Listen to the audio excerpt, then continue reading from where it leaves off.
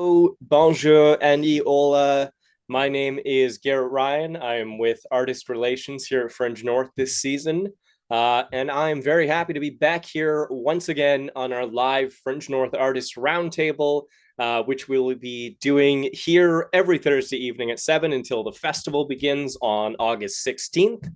And in today's live stream, I wanted to chat a little bit about what it means to be a fringe artist, an independent performer, while also balancing duties as a creator and a producer, and that all the work that goes into that behind the scenes. So I've got some great friends on to chat a little bit about that today. So why don't we go around and say hello? If whoever wants to start can jump into it.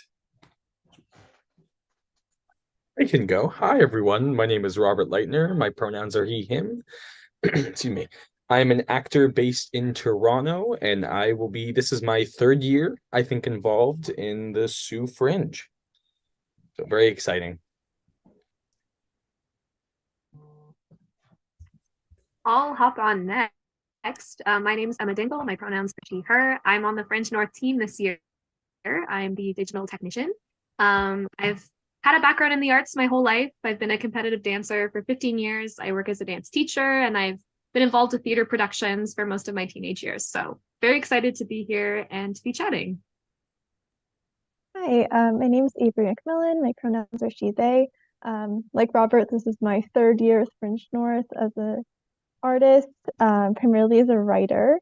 Yeah, and I'm also working with Fringe North this year, so I've like that extra little bit of performing and writing and also working. So Awesome. Yeah, I'm interested if it comes up to chat a little bit about what it means to be a artist in Fringe North and also be working for the festival. So what I'm doing as well. And it was a lot of fun last year. I mean, it was a lot going on, but I like to just be involved with theater as much as possible. So I really enjoyed it. But yeah, I'm interested. Hopefully, we can chat a little bit about that today as well. Um, so just for some context for those that are listening, you gave a little bit in your introductions, but why don't we talk a little bit about some of our background as both performers on the stage in whatever way you want to contextualize that, and then also kind of work behind the scenes. So that could be as a producer, but also as anything in the tech side, as a writer, as a director. Yeah, let's just hear a little bit about the work that you've done in the past. Let's Robert, do you want to? I see you're unmuted if you want to Oh, start. yeah. Yeah. Since I do mostly everything as all the stuff I do as an actor. I've been doing Fringe festivals now for I think this year makes it 6 years, which is very exciting. I've been very fortunate enough to keep getting drawn for 6 years. So very thankful for that. But other than just acting, I've done directing, I've done lighting, I've done some sound stuff, more sound like tech, but very involved on both ends of the theater spectrum. And more recently, under Garrett's theater company, Bird on Stage, I feel like over the past 3 years, I've started to take more on the not producing, but starting to get more behind the scenes of like the meat and actually getting things up on their feet rather. So that's been a big difference because I remember kind of starting out doing theater, specifically Fringe festivals. I never really had to worry about that. It was just hear your lines, memorize, and show up, which was very nice. But with age and with time have come more responsibilities. So it's been very exciting. Very happy and very lucky. I think that there's a lot more reading I have to do now, a lot more email typing and stuff. But I don't know. It's I like it because it's a part of the job and it makes it just feel kind of more real, if that makes any sense. Mm-hmm. Yeah. What about for you, Avery? yeah, so I think I've always been kind of interested in the full picture of theater. But I really started acting in musical theater when I was like 10, and then just kept doing that until like the end of high school.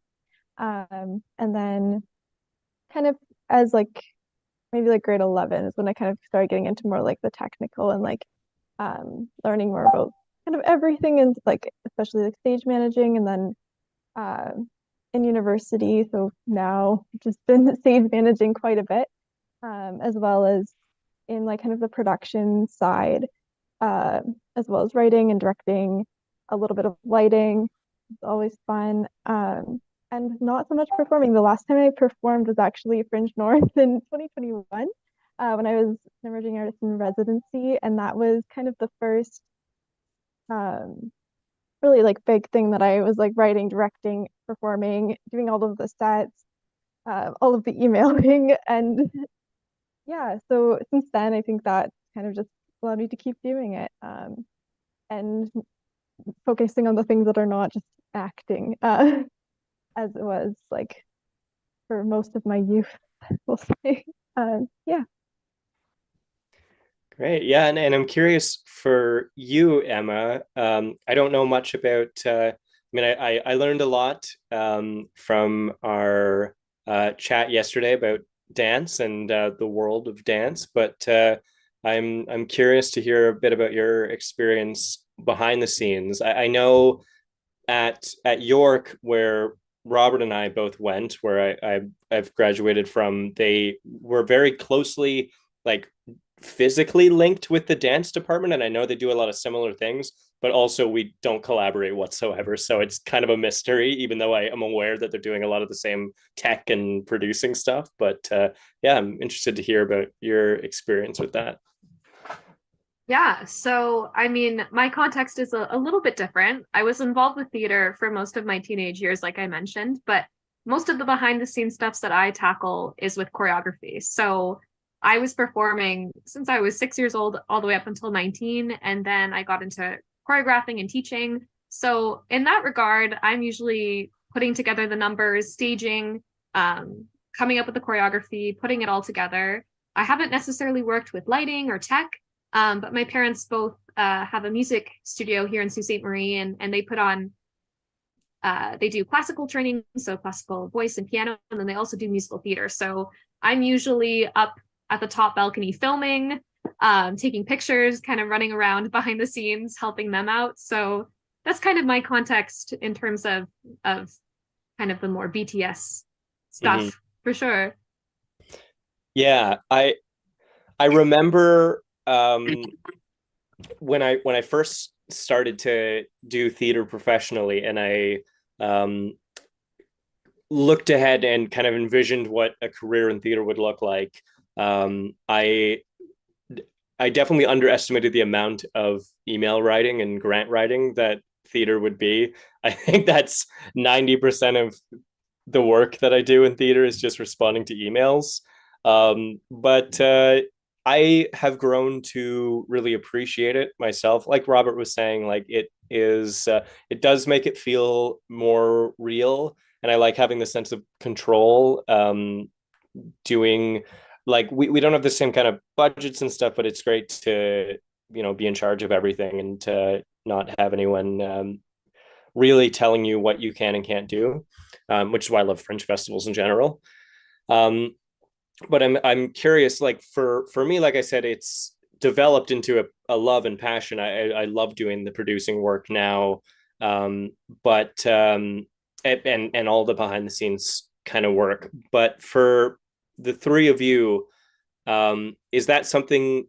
If you had the option, would you keep doing that, or would you just be like on the stage? I know it's um, a little bit different for you, Avery. I would actually flip it a little bit because you've spoken to me about feeling less like a performer and more interested in the behind the scenes stuff. So I'd flip it for you and say, if you had the option, would you be totally behind the scenes, or would you keep with the multiple hats? Whoever wants to tackle that is welcome to. It was very general. Um, I think that's a tough one. I think I was okay with staying completely behind the scenes and never acting again for a little bit. But of course, I will be performing this summer of a solo play. So that'll be something. Um, not to discourage anyone from coming, please do. But uh, I think there's so much like the pressures are so like different in both like compare in both. Yeah, that's so I think I find stage managing is like my favorite right now, honestly, because I think it's like the least stressful for me because I it's just like I find organizing things really relaxing. Whereas I think the emailing and like not knowing things and Mhm. that's the most stressful, and I think that's just gonna be everywhere. So, um, but being able to have that, I think, full control in a way where of both writing and producing and performing.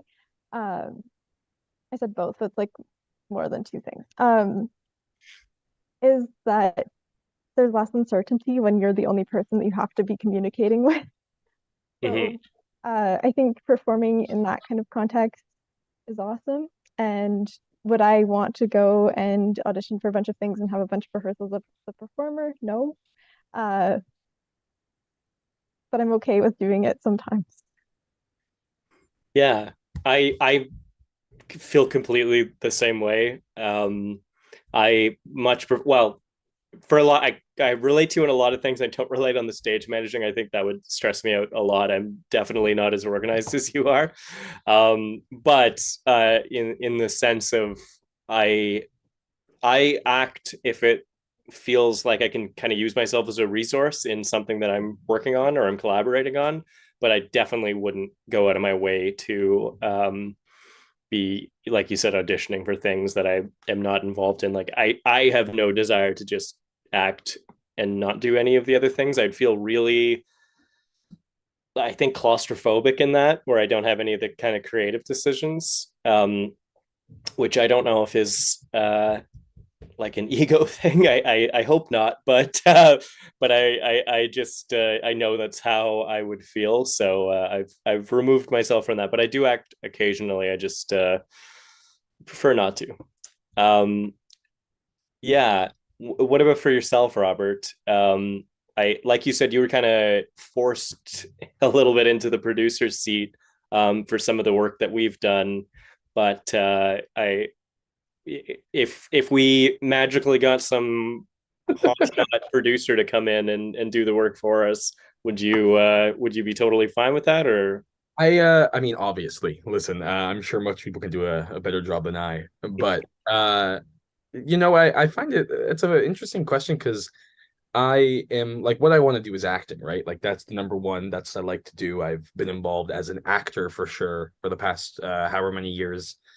But I also have always liked like directing and doing these things like even within like our own shows, especially this year I kind of designed the lighting for that, right? So and that's something I really like to have. Like I like having that outlet as well because you can do so much as an actor, but you can only do so much as an actor.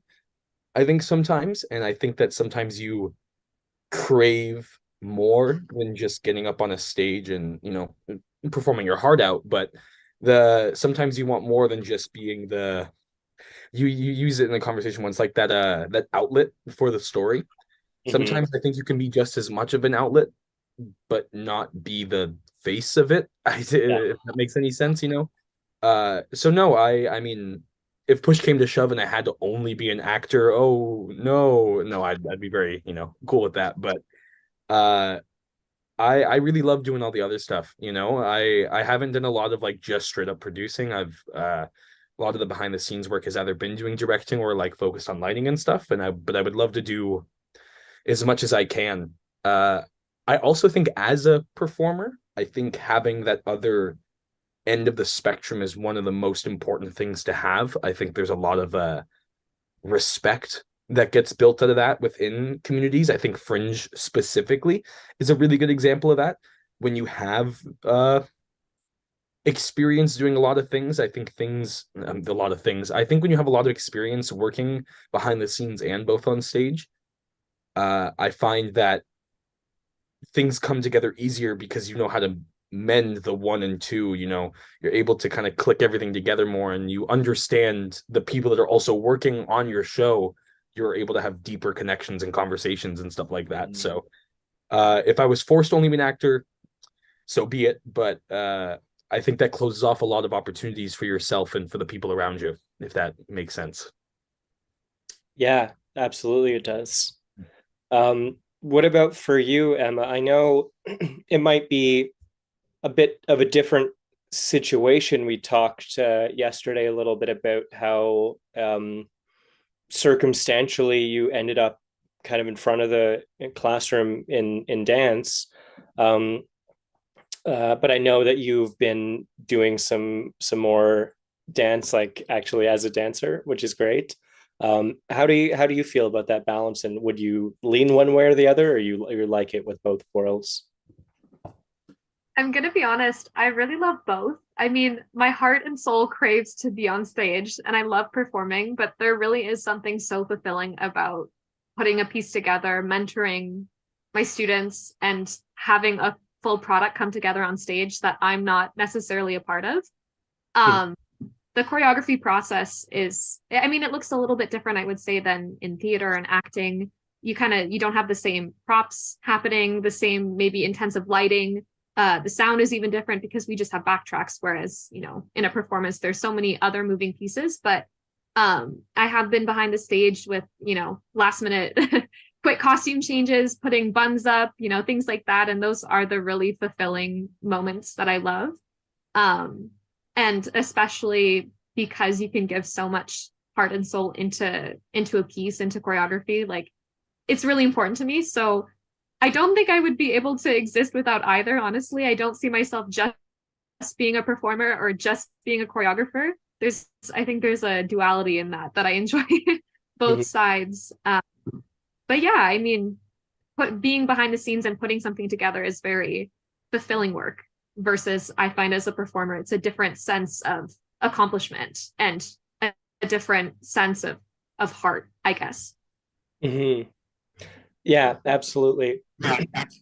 I will say one of the things that I love the most about not being a performer is that your job can be done before the actual performance, which is very nice. You can just sit in the seats and watch.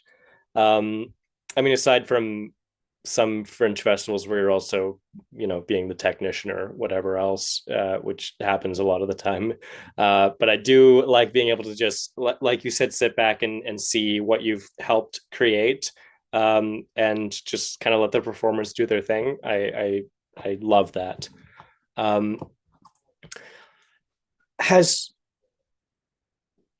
I guess as performers, in your respective fields, in your respective mediums, what is your process for getting up on stage, and doing what you do on stage as a performer, and when you are also worrying about the other things in the production, do you think that is sort of a hindrance, if you are an actor in a show but you're also wanting to make sure the sound cue lines up just right, or you want to make sure that everyone remembered their props and things like that? um, do you find that you're able to kind of turn the production side off once you're on stage? It's just kind of like, here we go, or is it just kind of this conflict that stays with you a little bit? I'll jump in. I think of a very funny situation that happened to me in my returning year in high school, where I was directing a show, but I ended up having to fill in a role last minute, as one of the bigger parts in the show. And during one of the shows during a festival, uh, I was on stage and all I could think about was the lighting right? Were the actors remember their lines? Were the actors remembering their lines? Was the sound cue, like you said, was the sound cue right? Does the table on the right spike mark? Will the combat look right? And while I had all these thoughts going in my head, I realized when I looked up at my scene partner that it was my line for the past 2 minutes and I haven't said a word. So I think that sometimes there is a hindrance, there is kind of that I think you can do both. I think there's a way to balance it, but I think you need to I think that's where a lot of the trusting in to other people come into play. I one of my fatal flaws I think is sometimes I can be a little bit of a micromanager, and especially I think it came out then during this. I was thinking about things that were out of my control at that point, right? Regardless of being the director, I was at that point the actor on the stage. What could I have done realistically, right? Like what could if the table was wrong or the cue didn't line up, what am I supposed to do? So I think it's a mental thing. I think it is very like you got to be very mentally resilient to be able to kind of pull it off. But I also think that the failure of it also has helped me get to this point now where I can do like for example last year when we were doing Frankie, um I can do the show and not worry about the lighting that I designed. Obviously it was different. I wasn't the director in this situation. It was just for the lighting, but I was able to keep it going and go through it.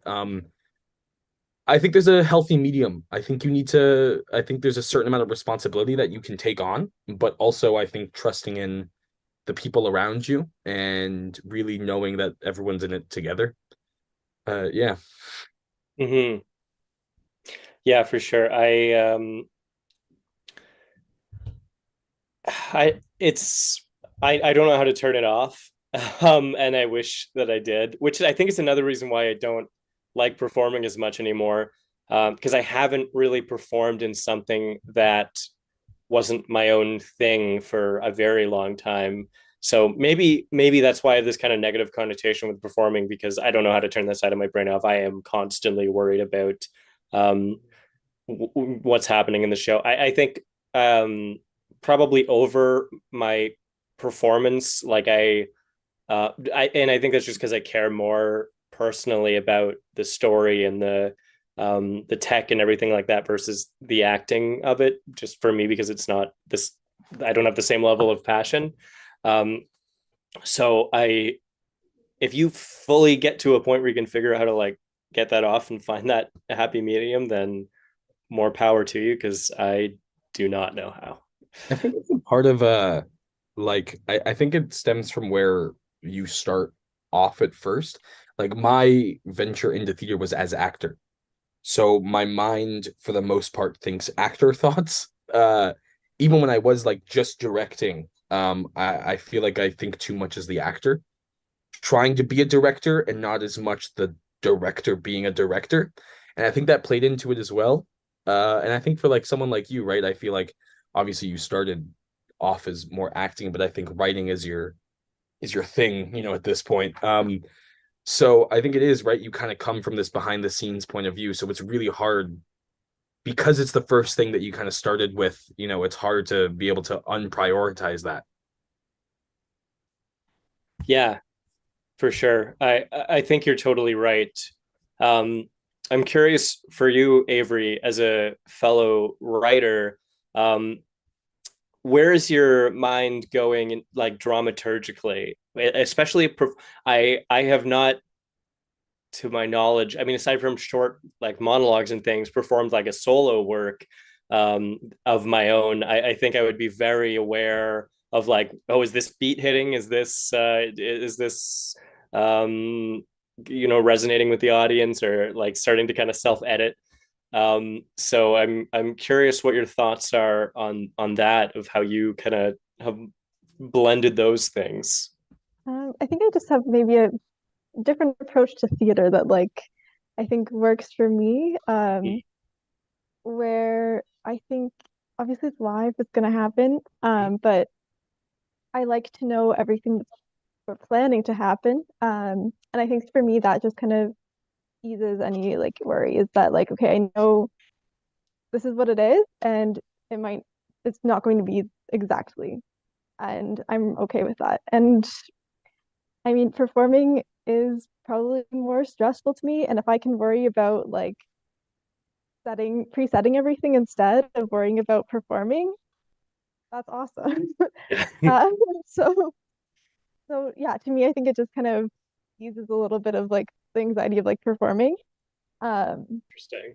and then in terms of like the performance itself, I mean, I haven't in a while, but I think I have always been kind of focused more on the text first, like just saying the words, and like trusting the words to do the work that they're meant to do. Um, and I think, yeah, so that's kind of my goal this year is just like, okay, I'm just gonna, as long as I can remember what I wrote and say it, Yeah. um, that's kind of all that I like, that's, yeah, what I want to share. And I think writing and then getting, yeah, the nice thing about writing and then performing is you can kind of stand by those words a little bit more. I think we've all maybe as actors had things where it's like, Steven saying. Yeah. Um, so yeah. Yeah, for sure. I think that's super interesting what you said about kind of using that outside stress to mitigate from the acting stress.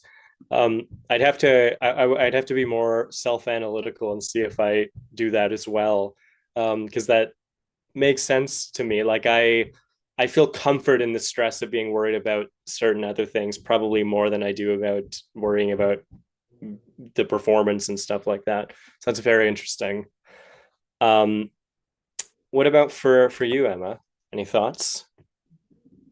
Yeah, so growing up, being a dancer and being the performer, like the numbers that we would compete were taught to us. So really on competition day, you're showing up with your costume rack, you've eaten, you've drank some water, and then your only responsibility is to go on stage and nail the routine. But about 2 years ago, after I had graduated high school and I was in university, I competed a number that I choreographed myself. It was a solo through my university competitive dance team. And that was a whole other experience. Not only did I have to worry about my own costuming, but as soon as we got to the venue, I was worrying about floors, I was worrying about music, like all those little pieces that you don't necessarily think of when you're a performer. At least I didn't as a dancer. So it was a whole new world. And I felt like while I was on stage, I was like, oh my goodness, my music is going faster. Oh no, my costume isn't doing this right. Oh, the floor's a little slippery, like all these little intrusive thoughts. So the first competition I did, I felt like it wasn't my best performance because, all those external factors, but I definitely think it takes a lot of concentration to filter out some of those kind of production thoughts, even though I know dance is a little bit different than say acting or theater in that context. But yeah, it definitely took a little bit of practice if I was performing something I choreographed to have a razor clear focus on just the movement, because there are so many other factors like you both have mentioned. Mm-hmm. I'm super curious. This is kind of a little bit straying off topic, and I don't want to get too deep into dance again because we've already had these conversations. But just because I was talking about dramaturgy and being kind of self-aware of the text, at least for me, when I'm performing my own work, I am very aware of what is landing and what is not landing. What is this sort of dramaturgical process look like for choreography? Are you aware if something is not catching the eye of the audience in the right way? Do you kind of feed off that energy and go like edit based on that? Yeah, absolutely. Like, for a performance or a dance competition, when you're choreographing, usually you have like 3 or 4 like show stopping moments that are supposed to get like an ooh or ah, whether that's a big lift or a crazy turning section or something in unison.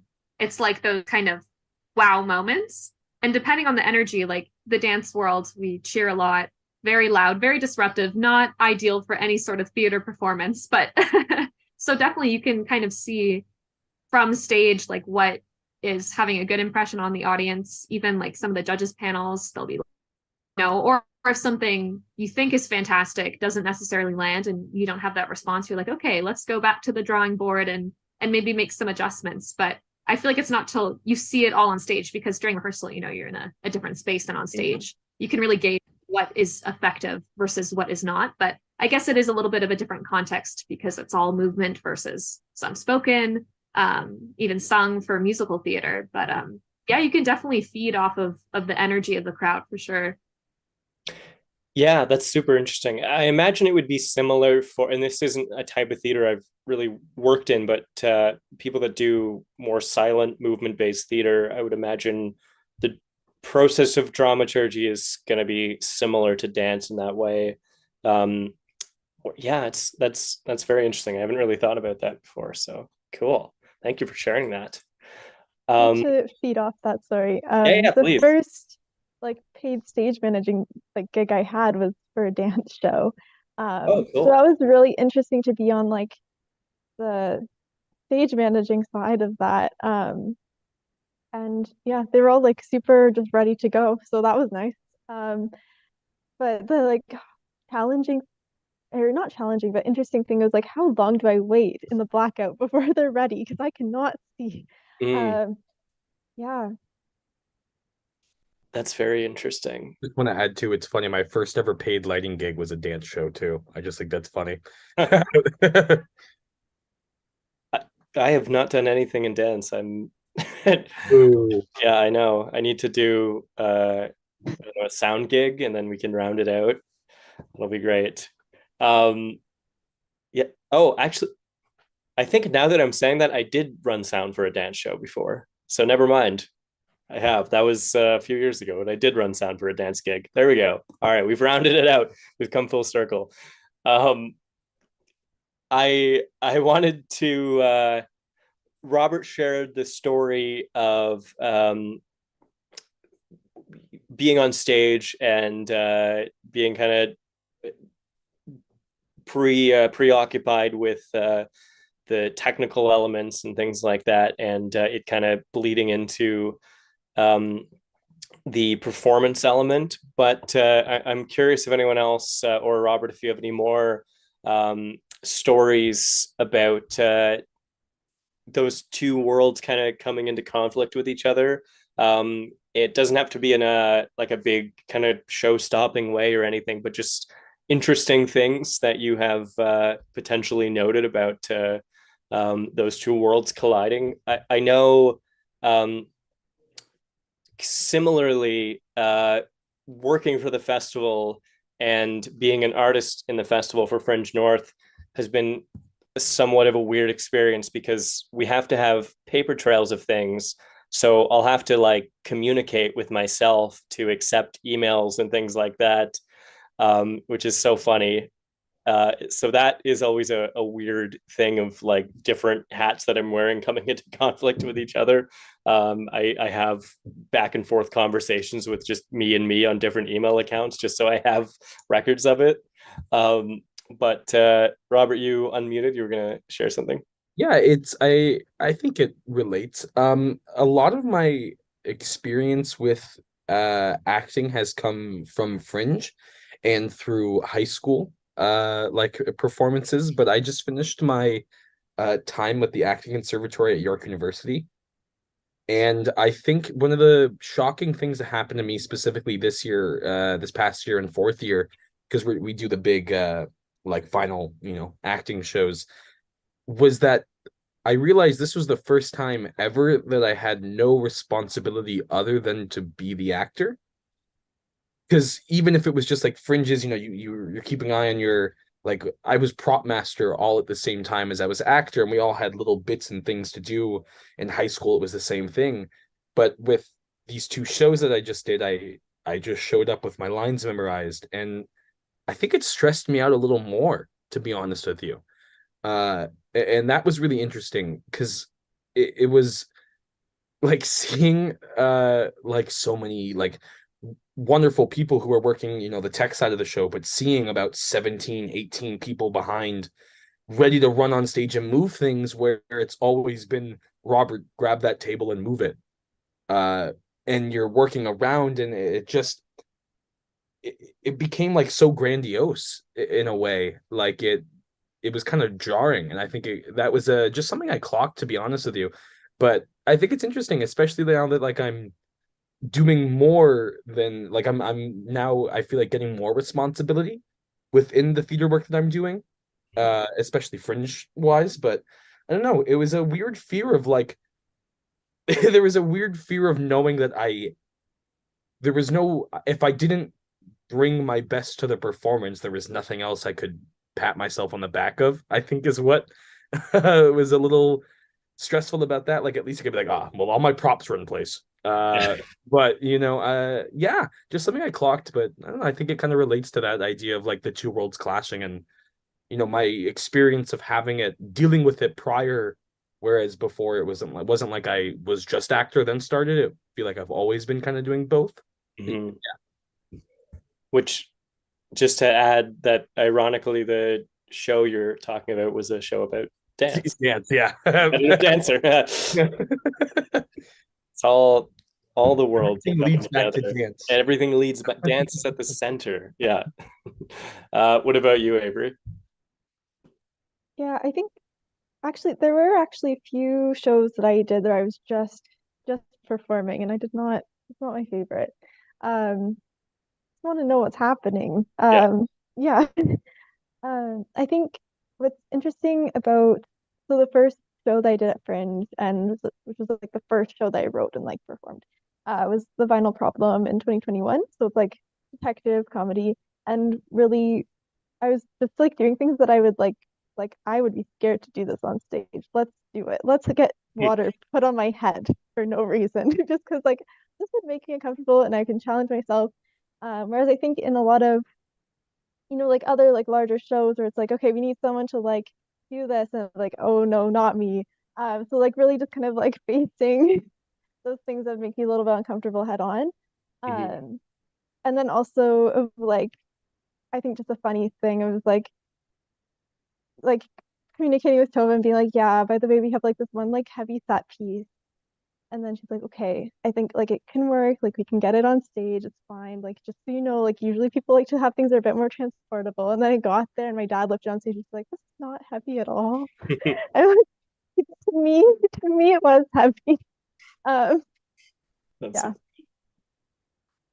Love it. What about for you, Emma? I feel like I had the opposite experience, that for most of my, performing years, I was just focused on the dancing. But then when I started doing theater in high school, like I vividly remember I did Cats, which is a very dance heavy show, but also in pieces. And I remember we'd have these quick changes. We're throwing on tap shoes, bringing on set pieces, like just all these responsibilities. So coming from just focusing on my performance for most of my performing years to now having to worry about, all those extra pieces, that was a hard transition for me. So I can also understand like the opposite, whereas if you're used to all these moving parts and then you just have to focus on performing, like that's an adjustment too.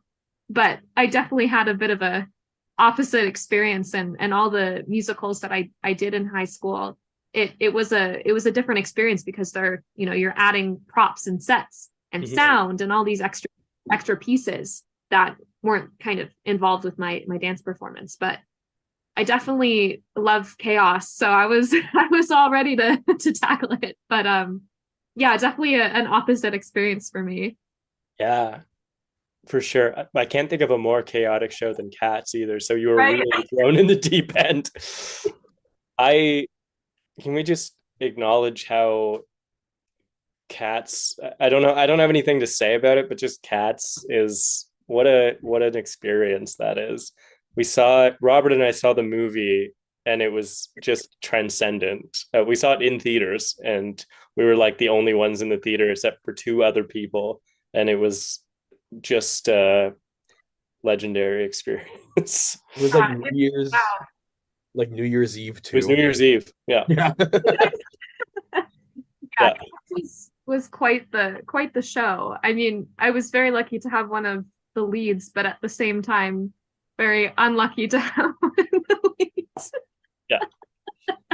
And I mean, it all tops it off that you're in a skin tight cat suit with giant wig and cat makeup, but it was a fun one. But definitely Cats is something else for sure.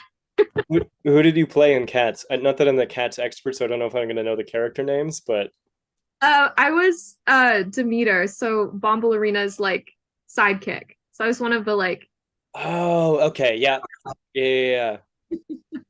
Very cool. Honestly, if someone offered for me to be in Cats, I'd probably do it. Oh yeah, Yeah. yeah. That's one of those shows that you don't say no to be honest with you. exactly, right? Like like Cats on a Resume. True. Yeah. Everyone knows it. Everyone knows it. True. I've felt like and I Robert and I have both talked about this. I'm not a big fan of musical. Well, I like watching musicals. I'm not a fan of like being involved in musicals because it's just not my medium. But I know Robert and I have both talked about like the show that we would do would be Fiddler if we got the opportunity. But I think I might have to add Cats onto that. I can't dance at all, so I don't know who I would be. But well, who's the like the villain cat that was Idris Elba in the movie? I feel like he doesn't Oh, dance much. The oh my cavity. God. Yes, yeah, McCavity. I Yeah. think the think cavity somehow- dances in the stage version a little bit more. Oh no, Oh, boo. I'll direct it so I don't have. Yeah, perfect, Yeah, you know. perfect. Okay, Fringe North 2024. We're doing Cats. Love it.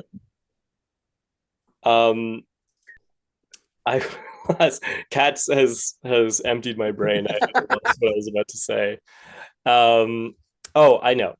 I wanted to end it off because I'm noticing the time with this is specifically I would say a question for Robert and Avery, but I'm curious to see how you're gonna you can take this, Emma, as well. You maybe for you as well with your experience doing high school theater, but I know from my experience that doing theater in smaller cities, especially, has really set me up for success because I've had to wear multiple hats in every production. Like you said, even in high school, we were like moving sets around, we are like lugging sets into trucks and stuff like that. Like where I don't, this isn't universally true, but I know when we would come up for like Sears Festival provincials, the shows that would make it to provincials that weren't from Northern Ontario were the very rich schools who did not have to do that kind of stuff. They did the thing where they just went on stage and acted, and they did have all the support. So for me, I think it's set me up to be a lot more successful in theater because I've necessarily had to do all those things, and now I know the full picture of what it takes to put on a play. Whereas some people might not, and I've seen that some people don't when they come into theater school and are completely oblivious to everything outside of acting. Um, do you start with you, Avery? Do you feel similarly like you're set up for success in that front?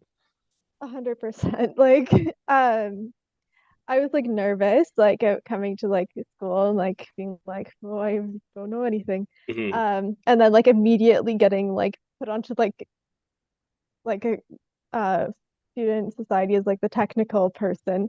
I'm like I've just, like not done anything before, and then um just everything I'm doing, like Avery, you know, like all of the things. It's like, yeah, Yeah. yeah, from doing, and it's like I don't think I've done more shows. Mm-hmm. Just in terms of getting that perspective, I think, and everything that I think really did come from community theater, where there's not a ton of community theater, and also where, and like I know a lot of people who like went to art schools and stuff, and Mm-hmm. um, like they know more about acting maybe, but then I was like, oh, I actually do know acting things too, even though I don't consider myself an actor. Yeah. Yeah. Yeah, for sure. That's awesome. Um, I I know your answer, Robert, because I was in high school with you, but Yeah, my answer is yes, I do think it helped. But I think it also came down to like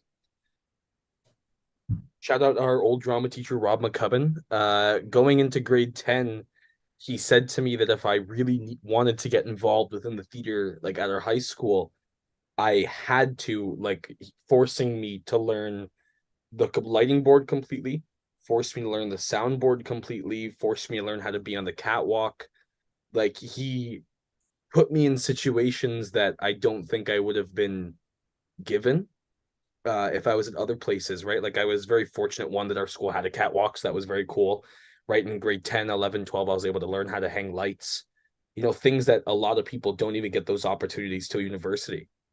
Um, and I think it was kind of out of necessity, right? Like Garrett's a year above me, so you were on the way out of high school, and it came to that point of like all the people in your year that knew everything were gone.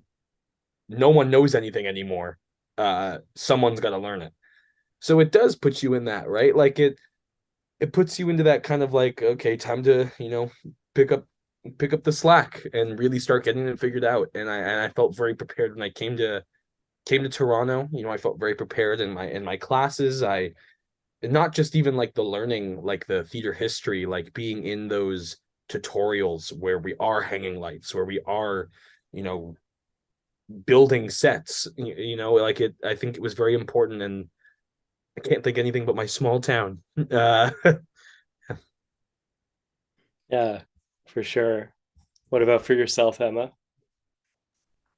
I'll answer the question a little bit of a different angle, but I feel like having some behind the scenes experience made me a better human because I've seen lots of performers through kind of even like voice performers, pianists, even actors, actresses who haven't had that behind the scene context, who aren't humble, who aren't appreciative of all of the behind the scenes people.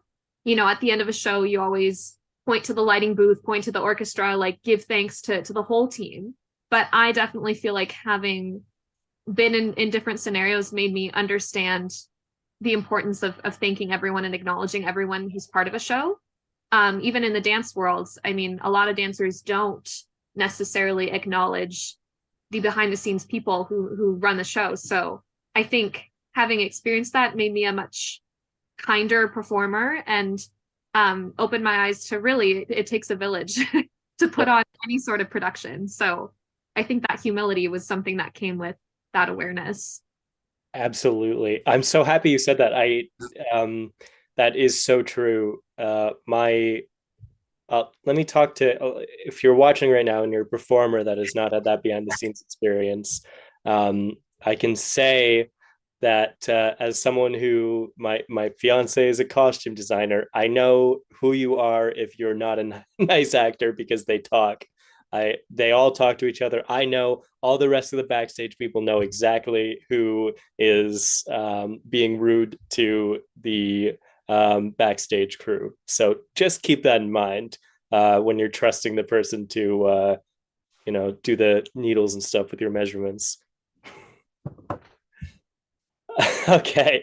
With that said, thank you everyone for coming on. This is so much fun. Thank you. No, this was great. Thank you so much for having me. Yeah, absolutely.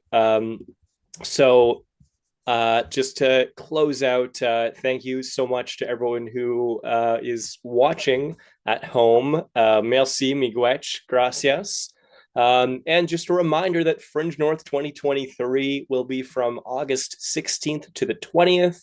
You can check out our website and all our social media channels in the description below for more information about the festival. I believe just recently we've announced the lineup of performers. You can check that out on the website. That is, we'll be including Avery and we'll be including Robert and myself under the umbrella Bird on Stage, plus a whole slew of other amazing performers that you'll hopefully get to see on these roundtables in the next coming weeks before the festival. And if you want to support all the work that our team is doing here, please consider tipping the Fringe. You can find the link for that below. And we will be back with another live stream next Thursday evening. We can't wait to see you then. Before I close this off, does anyone have anything they would like to plug? Anything coming up? Aside from Fringe North 2023? Toronto Fringe. I wasn't sure. I was gonna Inevitable Frankie Green, also in Fringe North this year, in Toronto Fringe as well, July 5th to the 16th. Information will be on Bird on Stage at Instagram. If you can't catch us there, you'll catch us at Fringe North. So yeah, no, it will also be doing it in Guelph Fringe as well this year. So very excited to come back and actually be able to do Frankie in person as well now this year. So yeah, for anyone who is watching and potentially confused, we did our digital version of the show last year at Fringe North because we weren't able to make it up, and the whole crew will be coming up to the Sioux this year, so we're super excited for that. Avery, do you have any social media channels or anything people can follow for you to see your work as an artist? Not really, just by name. If you search it, you might find me. Sounds good. Perfect. And then Emma, if you want to plug, we talked about this yesterday. If you want to plug the project that you've been working on too. Yeah, thanks. I have a little a little arts initiative called Artsability, and it talks all about disability awareness, arts education, and kind of celebrating all abilities. So on Instagram, it's arts.ability, and I'm just doing some fun educational stuff for Ontario youth. So you can check that out. Amazing. Thank you so much, everyone. Once again, thank you to the three of you. We'll see you next week. Bye.